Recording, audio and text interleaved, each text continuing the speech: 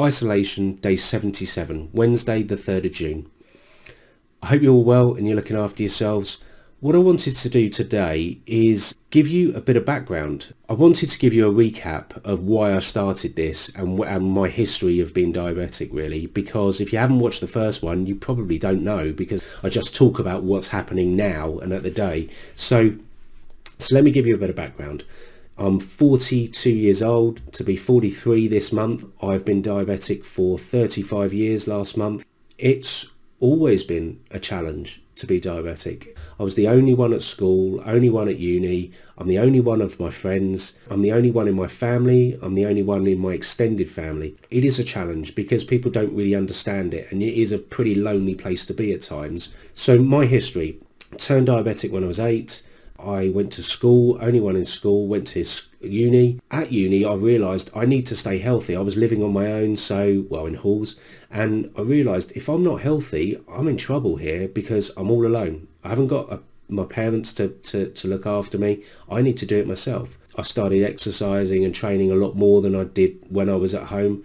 I've just carried that on for pretty much my entire life. But what I then did after that was I went and studied to be an accountant, and I did a degree in it, and then I qualified as an accountant after 3 or 4 years post university, and then went and worked in Canary Wharf, and then after that I started a business with my first business partner. The reality of running a business is if you're not healthy and you're not firing on all cylinders, the business will suffer.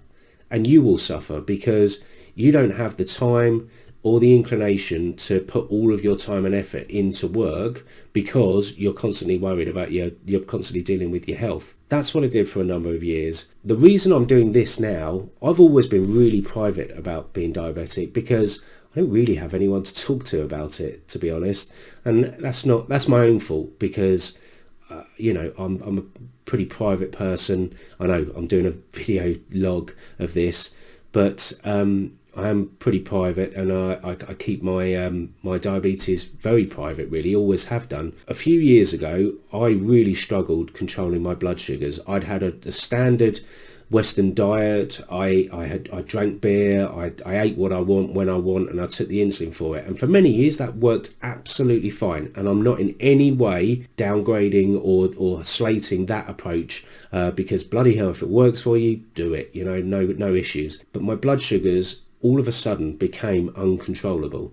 So with hindsight, I had the dawn phenomenon. So I was eating late, and I would get that sugar spike in the morning, that glucose spike in the morning, which meant my blood sugars would go sky high. And as many of you probably know, when your blood sugars go high in the morning, you're pretty much buggered for most of the day, aren't you? It messes you up for hours.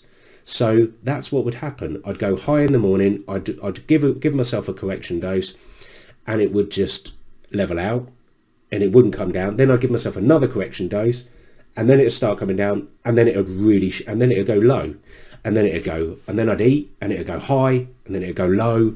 And the reality is I was insulin resistant, and I wasn't. And when I'd eat carbs, because I was low, my blood sugar would go sky high because my body wasn't used to having carbs.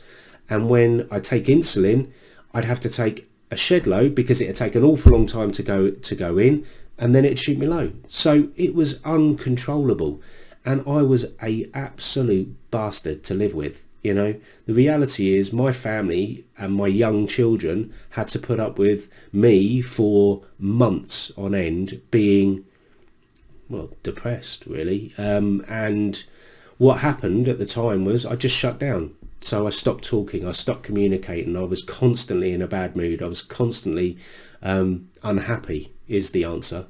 And that was entirely due to the fact that I could not control what I've always wanted to control.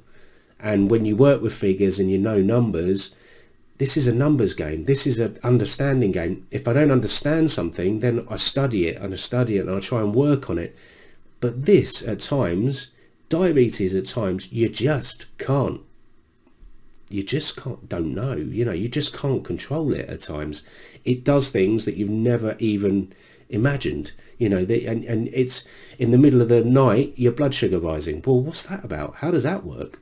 So then I studied The Diabetes Solution by Dr. Bernstein, and I read Think Like a Pancreas by Gary Shiner, 2 amazing books.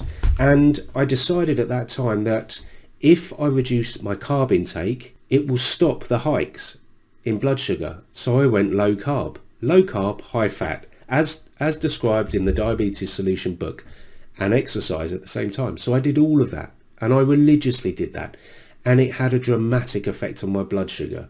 It leveled it off. It did control it. It made me feel better than where I was at the time. It made me feel a lot better. The hospital 6 months ago or 4 months ago took my HbA1c and it was 34, and it's 5.0, and I'm within range 95% of the time. Yeah, that's great. And I'll stand by that. That is great, and I don't have an issue with it. But I think as you get older, and as I've got older, I want to eat carbs. Okay, I want to be healthy and be able to eat carbs.